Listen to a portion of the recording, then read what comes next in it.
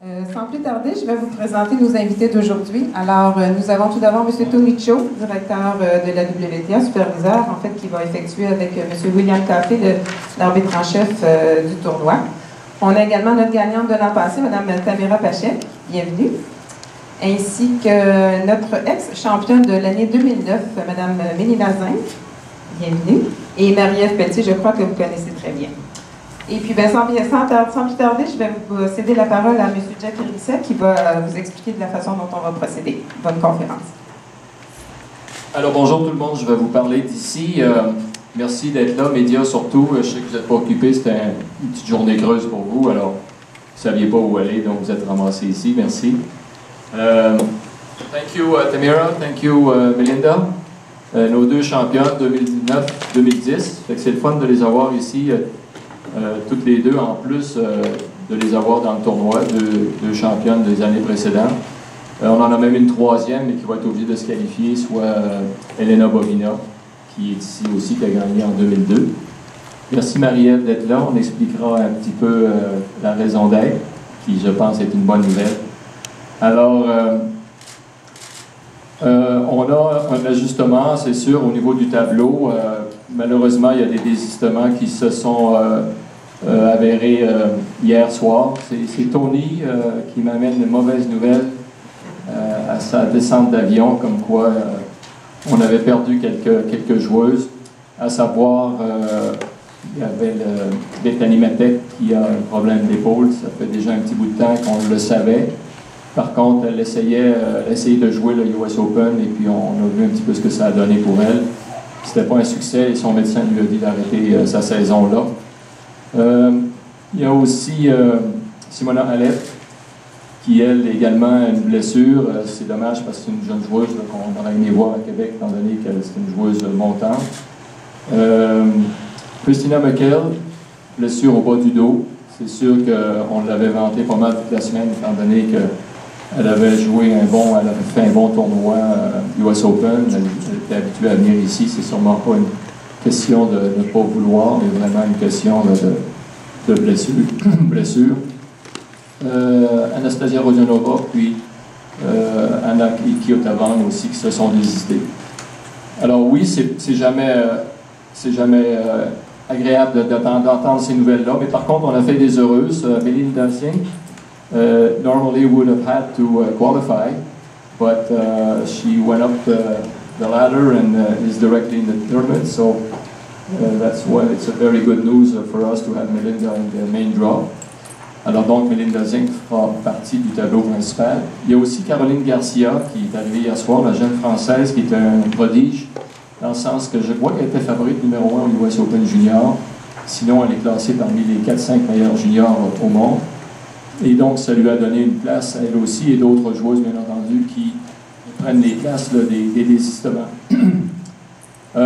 Au niveau des laissés-passer, on vous avait déjà informé comme quoi Alexandra Wozniak avait un des laissés-passer, le deuxième allant à Eugénie Bouchard. Ça aussi, c'est une bonne nouvelle, dans ce sens que ça fait longtemps qu'on en parle et on avait hâte de vous la montrer. Elle a gagné le tournoi de Repentigny, qui est un des tournois qui, lorsqu'on le gagne, souvent on entend parler de ces joueurs et de ces joueuses-là parmi les meilleurs joueurs et joueuses au monde habituellement. Alors Eugénie fera partie du tableau principal à titre de laisser-passer.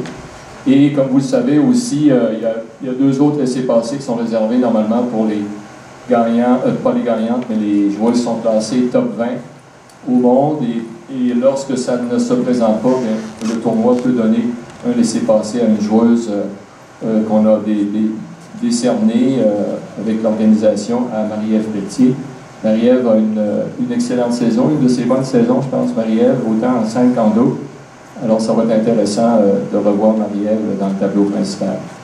Au niveau de l'autre laissez-passer, la règle dit que c'est la prochaine joueuse qui devait rentrer dans le tournoi qui prend cette place-là. Alors, je vous dirais qu'en gros, somme toute, c'est un tableau qui a beaucoup de profondeur, avec des chefs de file comme Daniela Antikova, Lucie Safarova, Tamira Pachek, peut-être une opportunité pour nos Canadiennes, Rebecca Marino, qui va être favorite numéro 4. Alors, je pense que c'est une opportunité là, pour une Canadienne, qu'elle est quand même classée parmi les 40 meilleures joueuses au monde. Alexandra Wozniak en forme, Stéphanie Dubois qui a peut-être sa meilleure saison à vie. Quand je parle de profondeur aussi, il y a Mélanie Houdin.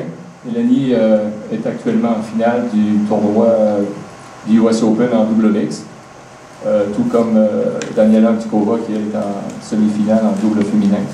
Irina Falconi, Marina Erakovic qui a eu une victoire sur Azarenka il y a quelques mois. Alors, on a 6 joueuses qui ont des victoires sur les top 10 au monde et 3 qui ont des victoires sur les top 5 dans l'année 2011. Alors, c'est donc un tableau intéressant et comme on le dit toujours, si on se rappelle l'an passé, what happened last year, who won the tournament? Somebody from the qualifications. Alors, tout peut arriver, on aura l'occasion de parler des qualifications un petit peu tout à l'heure. Mais donc, c'est un tableau qui est très ouvert, bien entendu, et ça laisse prévoir des matchs intéressants. Donc, sur votre feuille, je pense que les gens des médias, vous avez dû recevoir la pochette avec les 28 noms qui sont automatiquement dans le tournoi, et les 4 autres noms seront issus des qualifications qui commenceront demain et on ira jusqu'à lundi avant de déterminer qui seront les 4 qualifiés. William, est-ce que tu veux expliquer la procédure du tirage? OK, c'est volontiers. Bon, pour commencer, comme Jack a mentionné, on a 25 inscriptions directes. Donc, ce sont des joueurs qui vont entrer dans le tableau selon leur classement. On a les 3 laissés-passer, les wildcards. Et ensuite, on a les 4 qualifiés. Donc, on va savoir l'identité de ces 4 personnes juste lundi matin, après le dernier round de qualification. Donc, on va commencer par répartir les 8 têtes de série parmi les 4 sections du tableau. Donc, comme d'habitude, on va mettre sur la ligne numéro 1 notre première tête de série qui est Daniela Antikova. Et ensuite, on va mettre sur la ligne 32 notre deuxième tête de série qui est Lucie Safarova. Maintenant, on va tirer entre le numéro 3 et le numéro 4 pour voir qui va dans la deuxième section, qui va dans la troisième section.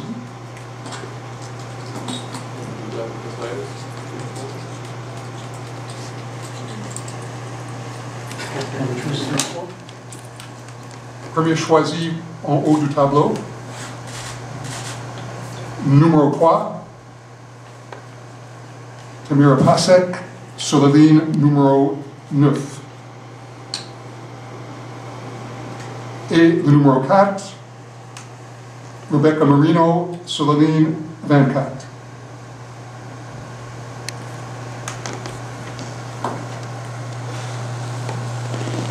Ensuite, on va tirer les têtes de série 5 à 8.